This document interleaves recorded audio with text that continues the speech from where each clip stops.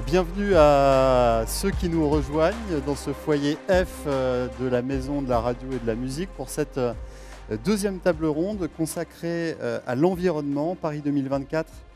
Paris a-t-il gagné le Paris vert? Il y aura une petite séquence de questions-réponses dans les 10 dernières minutes, donc n'hésitez pas. Lorsque je vous ferai signe à intervenir pour poser vos questions en passant par Nicolas Teilhard, journaliste à Radio France, qui va animer cette table ronde. J'ai pas la chance d'avoir un aussi beau micro que toi. Je suis pas encore une star de la chanson. Vous avez de la chance, vous, parce que c'est le meilleur débat de la journée. En tout cas, avec les meilleurs invités, ça me permet de les remercier d'être avec nous aujourd'hui. Jules Ripstein, vous l'avez peut-être vu à la télé, comme on dit. C'était cet été lors des JO, en paratriathlon. Premier jeu, médaille d'or, on ne peut pas faire mieux. Juste à côté de lui, Lucie Segala, qui est avec nous, la fondation Surfrider, qui est une fondation de protection de l'océan. On va évidemment parler d'océan, de fleuves aussi, sans doute, dans les prochaines minutes, avec celui qui est responsable à la mairie de Paris de la scène, du sport et des Jeux Olympiques et Paralympiques, qui avait donc beaucoup à faire au cours des derniers mois. Pierre Rabadan, qu'on remercie d'être avec nous.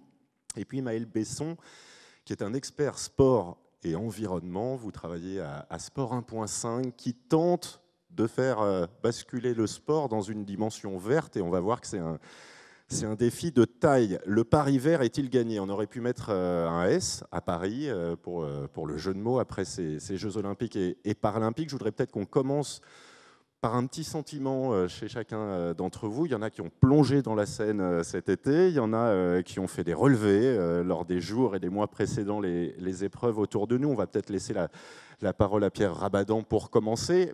Tout simplement, non pas pour te faire l'honneur de débuter, mais pour dire que pour savoir si le pari est gagné, il faut savoir ce qu'était le pari au départ. C'était quoi l'ambition à la fois de la mairie et de l'organisation des Jeux Olympiques et Paralympiques au départ, en abordant ces Jeux pour en faire des Jeux plus écologiques que les précédents?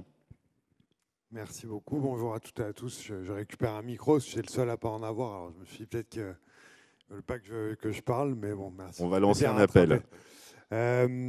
Merci de la question. Elle est vaste et ça va être dur de répondre de manière assez courte. Ce qui est sûr, c'est que depuis la phase de candidature, ces Jeux, ils ont été vus d'une double manière. D'abord avec un nouveau concept, évidemment, et une volonté de s'aligner sur les accords du climat de Paris de 2015 de mémoire, et le nouvel agenda olympique du CIO, donc 2020 puis 2020 plus 5, donc en réduisant drastiquement l'impact carbone des grands événements, et notamment du plus grand événement du monde que sont les Jeux Olympiques et Paralympiques.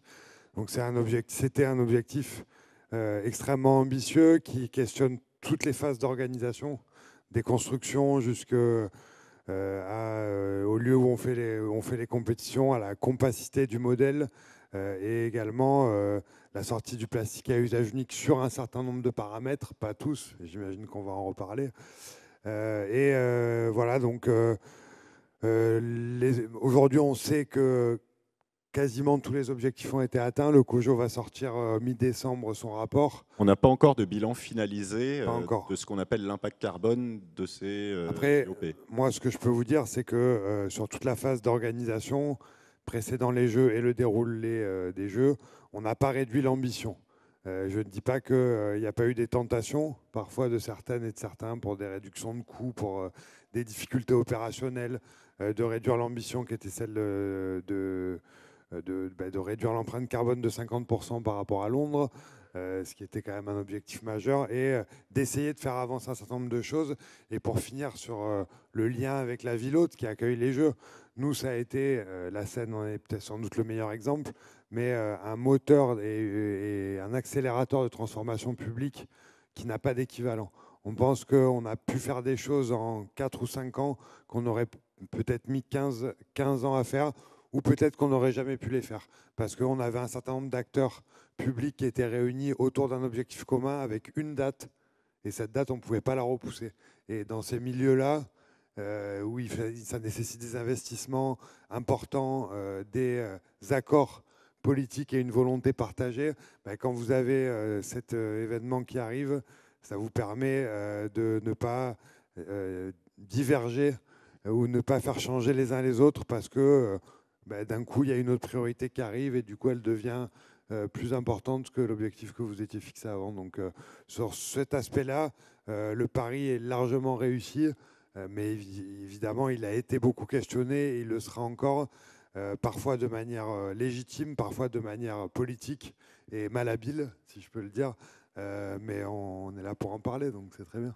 Tant mieux. Lucie Ségala, quand on est une jeune citoyenne française d'un côté et une représentante d'une ONG de protection de la nature, de l'océan, quand au départ on entend qu'il va y avoir des Jeux olympiques et paralympiques en France, est-ce qu'on se dit que c'est possible de gagner un pari environnemental ? Alors, bonjour à tous et merci beaucoup pour la question. Je suis aussi une grande passionnée de sport, donc les Jeux olympiques, c'est toujours quelque chose de très puissant. C'est toujours une fête populaire et un moment de partage qu'on est tous conscients et qu'on apprécie tous. Sur la question environnementale, la taille de l'événement fait que c'est questionnable le fait d'avoir un pari vert quand on garde en tête que c'est le plus grand événement du monde.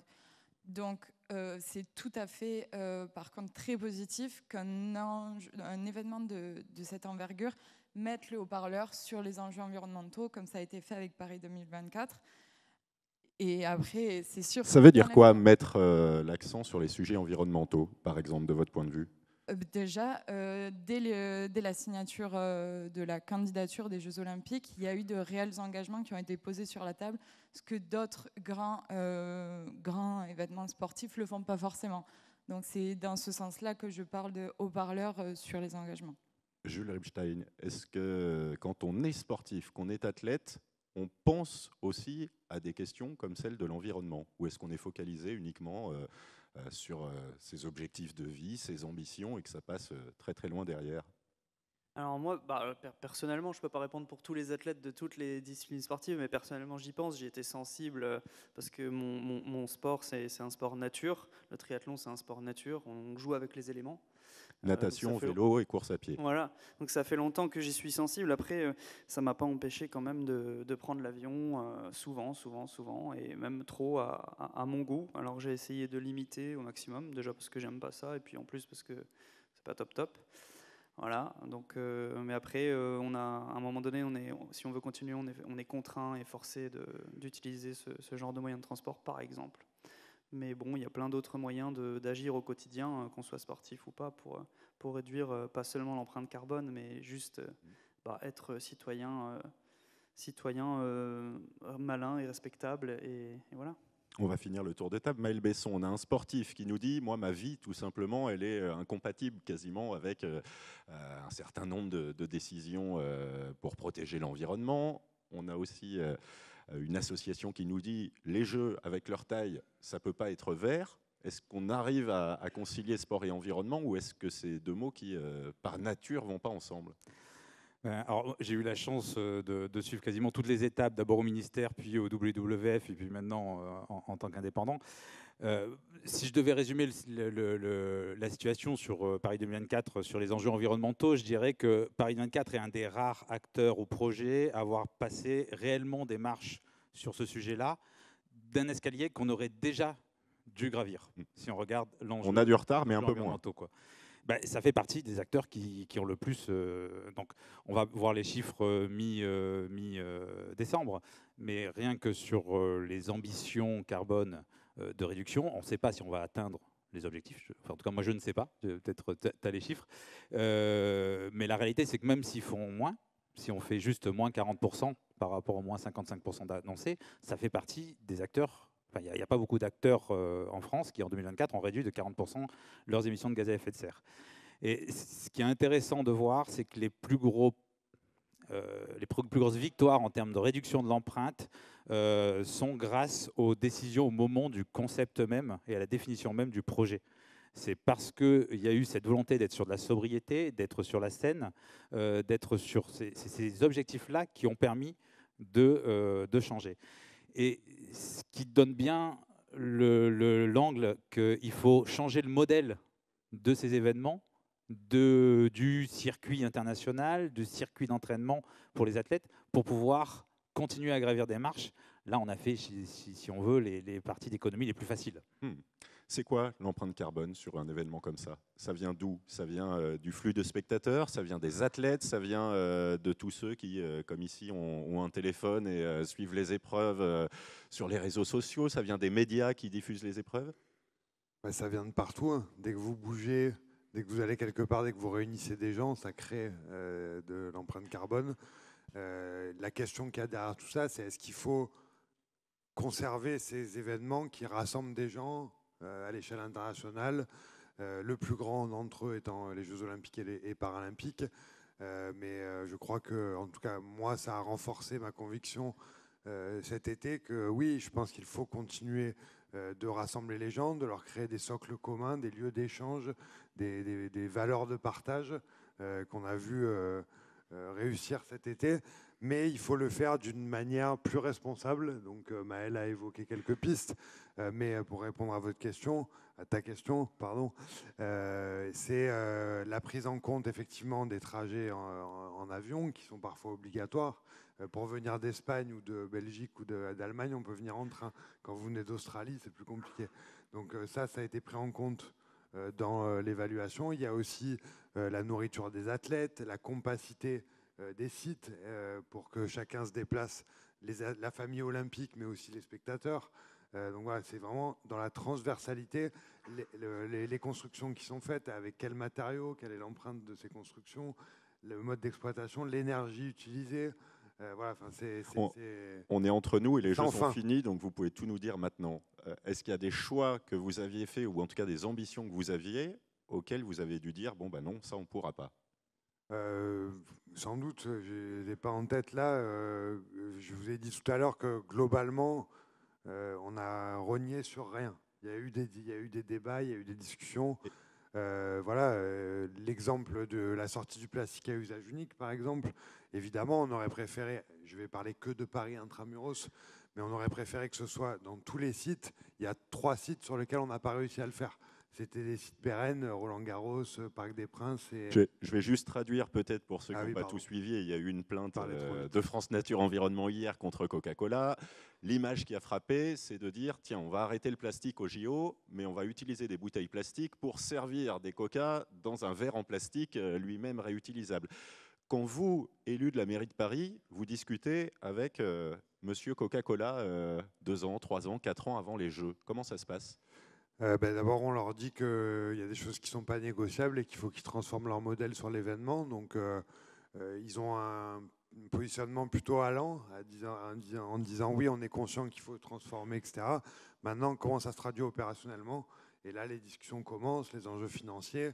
Ça s'est traduit, je vous fais long story short. On a fini par le fait qu'ils financent 240 fontaines qui ont alimenté tous les sites de festivités, tous les sites de compétition temporaire dans Paris. Après, et qui vont rester, par exemple, Paris.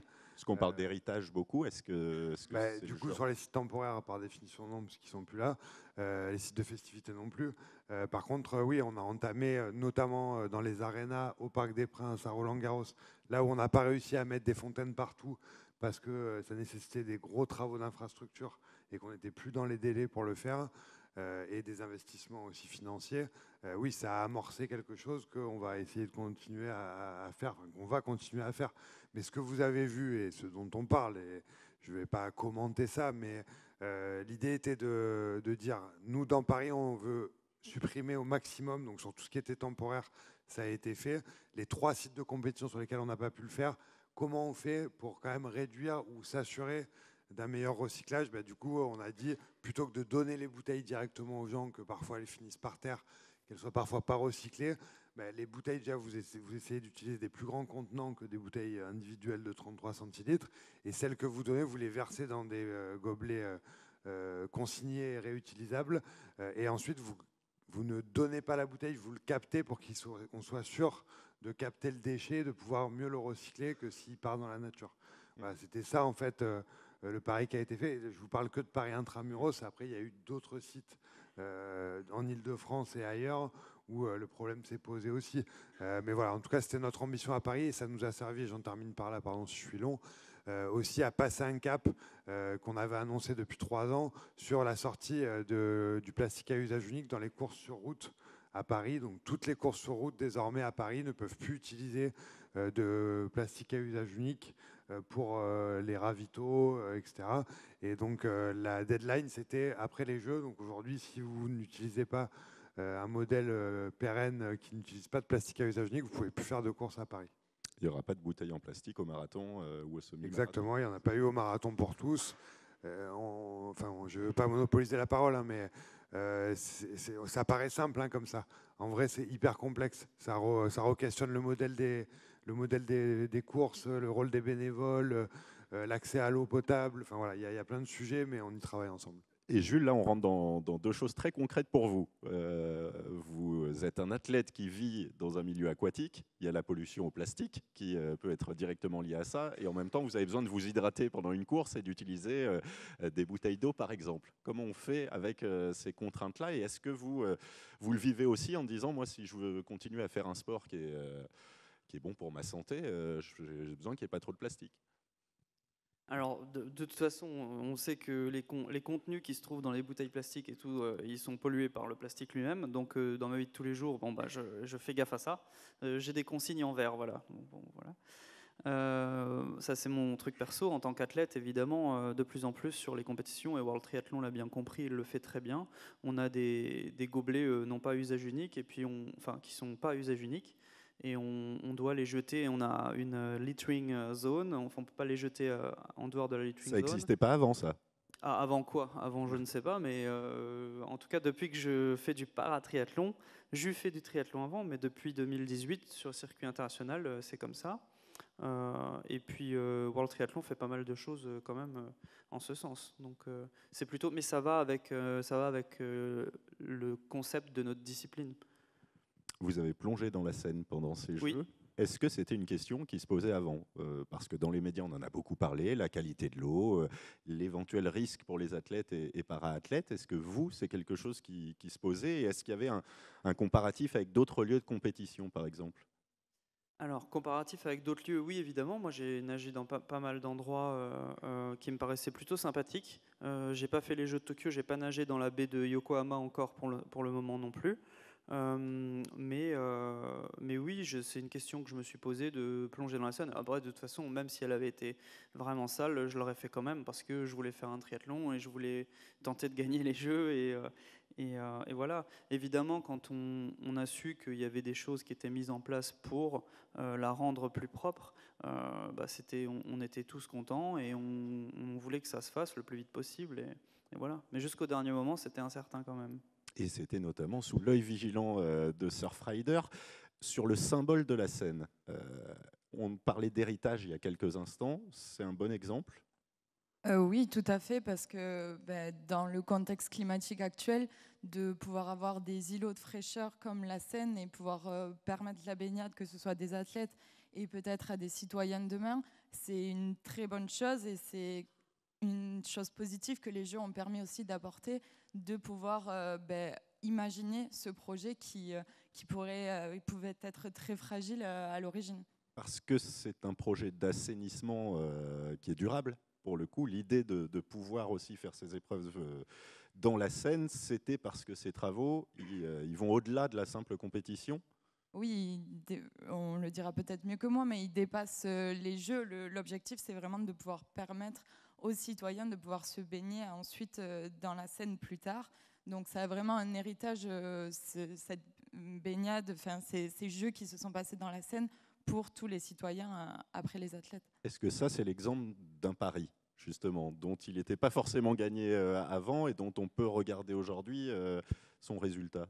Oui, c'était un pari puisque ça faisait des années que la baignade était interdite sur la Seine et qu'il y a eu un plan qui a été mis en place avec énormément de travaux qu'on salue parce qu'on a pu voir au cours de notre année du coup de prélèvement qu'il y a quand même une progression sur la qualité de l'eau de la Seine qui est toujours impactée par les conditions météorologiques et ça restera, qui a un impact sur le débit et qui a un impact aussi si on a du soleil pour tuer les bactéries.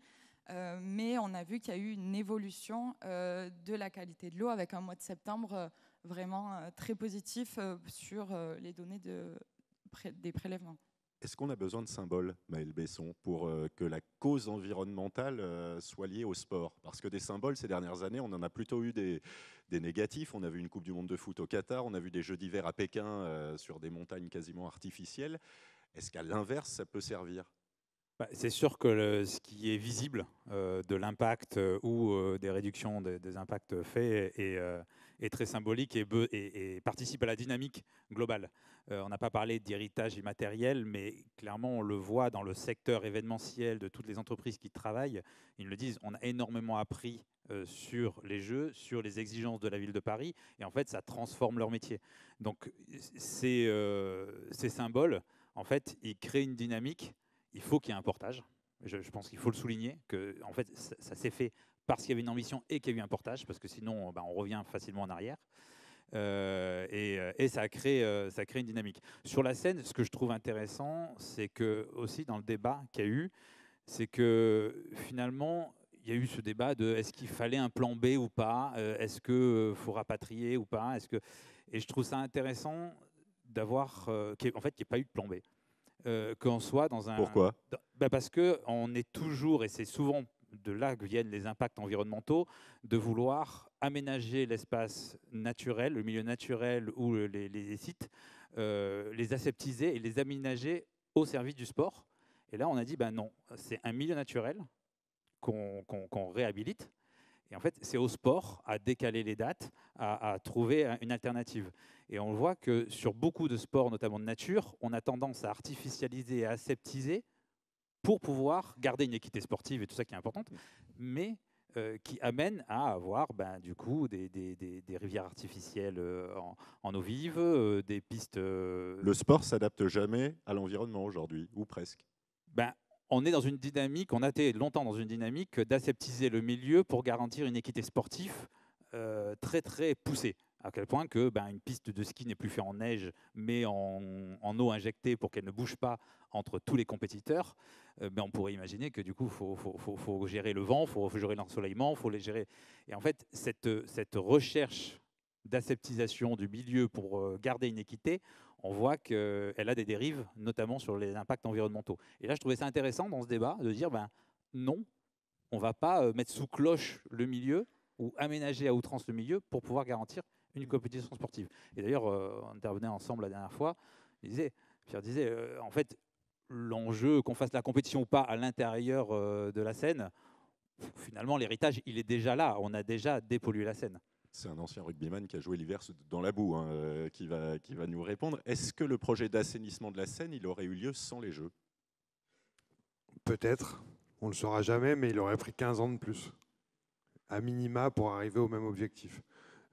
C'est ce que je disais tout à l'heure, il y aurait eu des reports d'investissement, il y a beaucoup de collectivités en amont de Paris qui ont été impliquées, il y a eu un travail très important de l'agence de l'eau, des usines de désinfection des eaux usées, et c'est un investissement très conséquent, c'est 1,4 milliard sur 8 ans, mais on ne parle pas uniquement de ça, avec tout le respect et l'admiration que je peux avoir pour les compétitions et le bonheur qu'on a pu vivre avec Jules et tous les athlètes.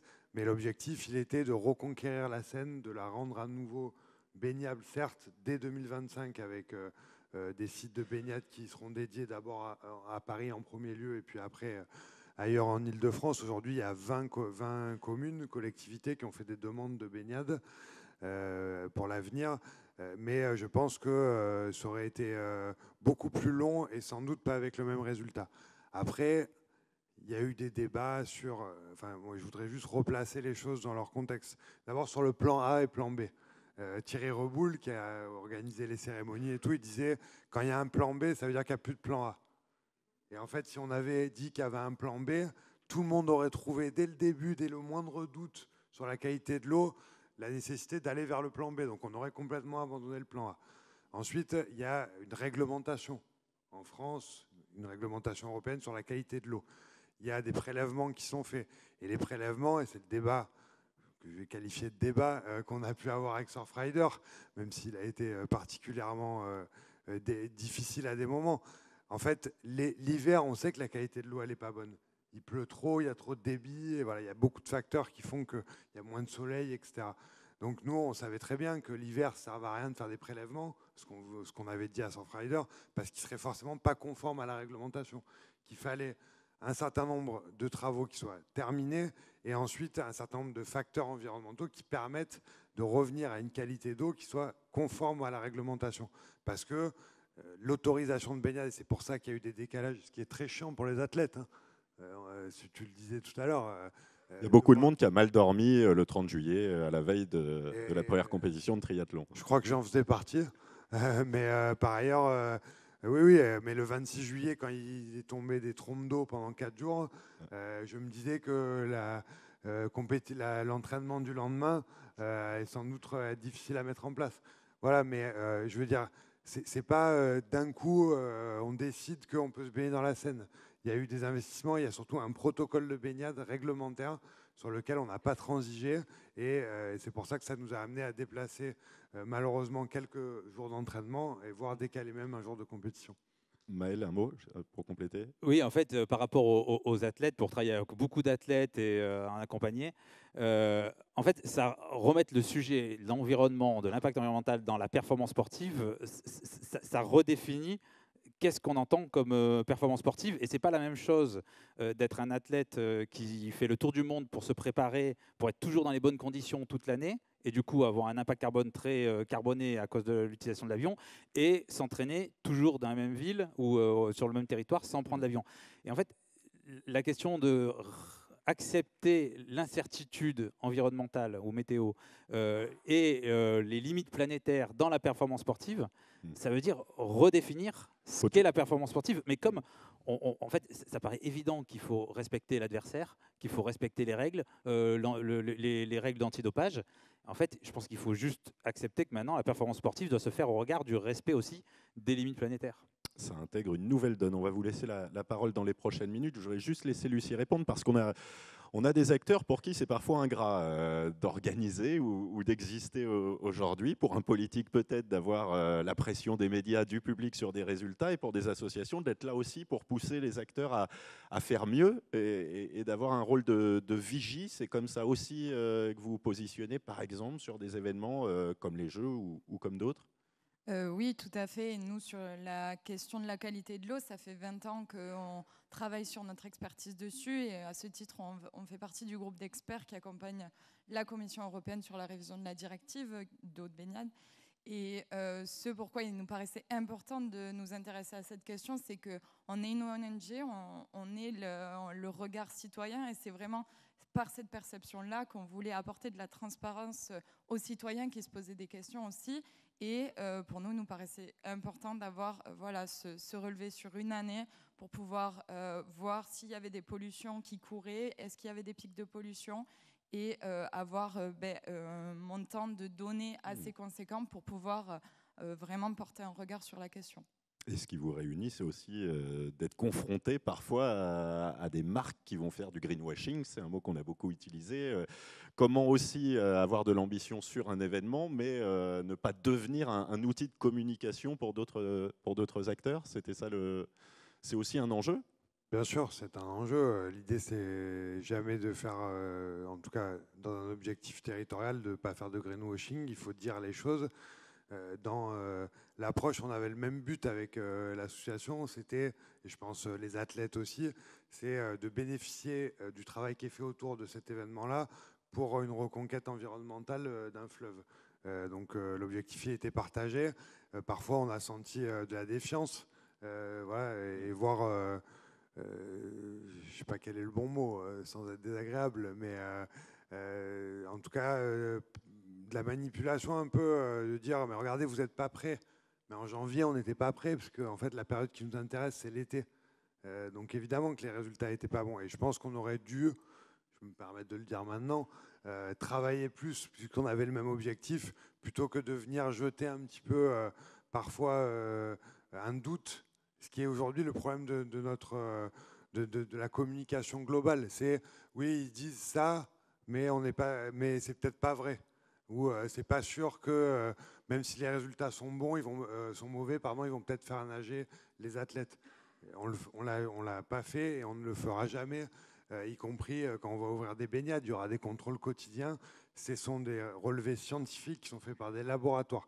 Si après on met en cause ce que la science produit, on rentre dans une autre méthode de fonctionnement. Voilà, donc c'est pour ça que alors qu'on a travaillé avec Surfrider sur plein d'autres sujets, là on a à un moment divergé sur ça. Je pense que c'est pas une méthode qui a été bénéfique pour l'approche du grand public et la bonne connaissance du sujet, mais on ne refera pas l'histoire. Voilà, maintenant il faut regarder devant. Il y a des questions peut-être pour nos invités dans la salle si certains souhaitent, sinon ah ça y est. Elle arrive à droite. Bonjour à tous. Je suis Marie Ingan, je suis doctorante à l'Université Paris-Saclay et je travaille justement sur l'éco-responsabilité des événements sportifs.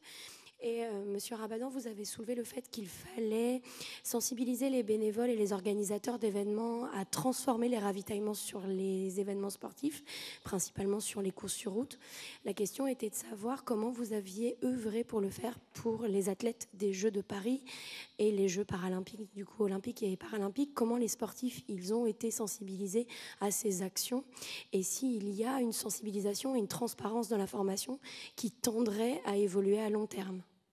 On va laisser Pierre et Jules répondre peut-être en tant que sportif aussi, pour savoir s'il a une Jules expérience. Répondra mieux que moi sur les sportifs. Nous, côté ville, on a et comité d'organisation, même s'il n'y a pas de représentants là, on a travaillé sur la formation des volontaires, dans lequel il y avait évidemment une sensibilisation aux enjeux environnementaux et une manière d'essayer d'inculquer un petit peu l'ambition qu'il y avait sur les Jeux. Ce que je veux dire, c'est que la position qu'on avait, nous, c'était de dire, si on arrive à cranter des choses pour le plus grand événement du monde, les autres événements ne pourront pas nous dire que c'est impossible à faire. C'est parfois complexe, mais ce n'est pas impossible. Après, la sensibilité ou la sensibilisation auprès des athlètes, je vais laisser Jules répondre. Ce n'est pas côté ville ni comité d'organisation, je pensais plutôt les fédérations, voire ce qu'on appelle l'encadrement. Mais aujourd'hui, nous, c'est un impondérable. Maintenant, après les Jeux, on avait donné ce cap-là il y a 3 ans aux organisateurs à Paris. Vous parlez des courses sur route, mais on essaye de l'inculquer aussi à ceux qui viennent organiser des événements, même s'ils ne sont pas sur l'espace public. Je pense à la NBA, par exemple, avec qui on travaille là sur des objectifs environnementaux aussi, mais qui peuvent être questionnés. Avec 120 voyages en avion par jour, à peu près. Voilà, mais sur justement, s'ils viennent faire 2 matchs à Paris, qu'est-ce qu'ils peuvent faire, qu'est-ce qu'ils peuvent financer, sur quoi ils peuvent s'engager pour dire que, bien sûr, il y a un impact environnemental, mais qu'avec la puissance qu'ils ont, sur quoi ils peuvent travailler. Voilà, mais je vais laisser Jules. L'éducation, Jules, est-ce que c'est chaque athlète qui, en fonction de sa sensibilité sur les questions écologiques, va faire plus ou moins d'efforts, ou est-ce que vous, par exemple, la fédération, vous pousse un petit peu ? Alors, chaque athlète, oui, fait ce qu'il veut en fonction de ce qu'il a envie de faire. On est plutôt libre aujourd'hui encore en France, mais la FF3, elle nous enjoint de temps en temps, sur certains sujets, à être un petit peu plus responsable, à faire un petit peu plus prendre le train ou pas, ou covoiturer. Voilà, on a des mesures de covoiturage sur les déplacements qui sont vraiment incitées. C'est des petits trucs comme ça et comme je disais tout à l'heure, c'est plutôt marqué dans l'ADN de la fédération à l'heure actuelle de réfléchir comme ça et ça fait partie un peu aussi même du marketing, parce qu'aujourd'hui le vert devient un outil marketing. C'est vendeur. Pardon ? C'est vendeur. C'est vendeur et il faut que ça soit, tant mieux. Mais du coup, non, on est complètement dedans et c'est pas prêt de s'arrêter. Il y a vraiment une volonté, en tout cas, avec le staff et la présidence actuelle, de continuer comme ça. Donc voilà. Est-ce qu'il y a un déni du monde du sport sur l'obligation de changer ? Parce que on peut partir du principe que des grands événements internationaux, c'est par nature anti-écologique. On peut aussi peut-être imaginer des solutions. Comment est-ce qu'on envisage ça ? Alors, je ne sais pas s'il y a un déni de la réalité du changement climatique et du besoin de changer. Je pense par contre qu'il y a une inertie à dire OK, on fait les arbitrages pour changer. Parce qu'en fait, les changements qu'on demande sont assez structurels.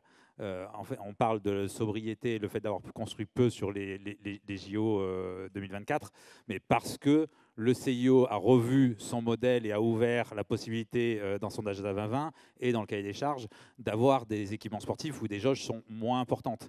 Et en fait, tant qu'on ne reverra pas le modèle pur, ou qu'on n'ouvrira pas les possibilités de changer ce modèle-là, on ne pourra pas réellement passer des caps. Et je trouve qu'on est dans une période assez intéressante où finalement les candidats étant de moins en moins nombreux, en entrant dans des dialogues avec le CIO en bilatéral, en fait, le rapport de force et de négociation n'est pas le même. Avant, c'était à la ville la plus offrante qui présentait un projet le plus ambitieux avec pas mal d'héritage et le budget le plus faible. Et en fait, on se plantait à chaque fois. Là, on rentre dans quelque chose où finalement le rapport est un peu plus équilibré et je pense que c'est au territoire, aux pays hôtes, d'être un peu force de proposition dans les évolutions des modèles, comme l'a fait Paris 24 sur la sobriété. Parce que là, on le prend comme acquis maintenant, mais au moment de la candidature, la sobriété, ce n'était pas du tout sexy. Hein. Il fallait oser le porter, quoi. Message à transmettre à la FIFA qui a décidé d'organiser une Coupe du Monde sur 3 continents dans quelques années. Est-ce que c'est propre au sport ? L'idée de devoir pousser les acteurs à réfléchir à cette nouvelle réalité, à évoluer, ou est-ce que c'est tous les grands événements qui rassemblent du monde, qui rassemblent des acteurs venus de toute la planète ? Non, je pense que c'est une problématique qui touche à toutes les grandes manifestations. Quand on part du constat que le transport, pour chaque grand événement, c'est le plus gros poste d'émission, c'est valable que ce soit dans le monde du sport, dans la culture, etc. Dès qu'il y a un rassemblement, une manifestation de personnes, il y aura toujours un impact. Donc, c'est des efforts de sobriété à faire pour tout secteur confondu. C'est le transport qui coûte le plus cher, entre guillemets, pour la planète ? En termes d'émissions carbone, oui. Ça restera le transport, mais après, il y a des impacts environnementaux différents avec chaque action. L'épreuve sportive de demain, ce serait quoi, Jules ? Et est-ce qu'un athlète comme vous serait prêt à ne plus avoir de supporters en tribune parce que on se dit que c'est pas une bonne idée de les faire venir sur un événement ? Alors là, la question elle est toute trouvée parce que nous, en triathlon et en paratriathlon, on n'a pas souvent beaucoup de monde en tribune. Donc ça ne nous changera pas grand-chose. La sobriété imposée. Mais à Paris 2024, on avait du monde et c'était très bien comme ça. Et moi, j'ai pas envie que ça change. Après, est-ce qu'on va vers des compétitions en comment on dit, en e-sport et tout ça ? Bon, moi, ça m'attire vraiment pas. J'ai envie de faire du sport, du vrai, pas sur un tapis de course, pas sur un truc. Voilà, donc si c'est ça l'avenir, bon. C'est un bon mot de conclusion. Ça serait quoi le sport de demain qui serait compatible avec j'allais dire, c'est pratiquer ou aller assister en local et de saison. Circuit en fait, court, le poids carbone du transport, il est généré par une petite partie de la population qui se déplace en avion. Réduire le poids carbone du transport ne veut pas dire ne plus avoir de spectateurs. Ça veut dire avoir plus de spectateurs locaux. Donc pour moi, ça serait pratiquer ou assister local et sur des événements de saison. Ça a été aussi une des réussites des Jeux de Paris. Si on regarde le pourcentage de publics locaux, en tout cas français, voire Europe proche, il a été plus élevé que dans les autres Jeux. Donc moins de déplacements internationaux, y compris en particulier sur les Paralympiques, on arrivait à plus de 90% quand on était autour de entre 72 et 75% pour les Jeux Olympiques. Donc on pense toujours que pendant les Jeux, la plupart des spectateurs sont des gens qui viennent de partout dans le monde. Il y en a, mais c'est loin d'être la majorité. Et nous, on fera du circuit court, puisqu'il y aura un des sites de baignabilité de la Seine qui sera à 100 mètres juste devant la maison de la radio. Donc normalement, on pourra faire du sport sans trop se déplacer. Merci beaucoup Pierre Rabadan, Jules Ripstein, Maël Besson et Lucie Ségala. Il y a beaucoup à faire à l'avenir, mais on a tracé un sillon, si on comprend bien.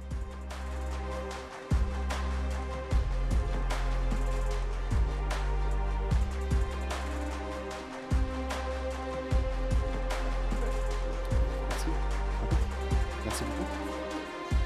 Merci à vous.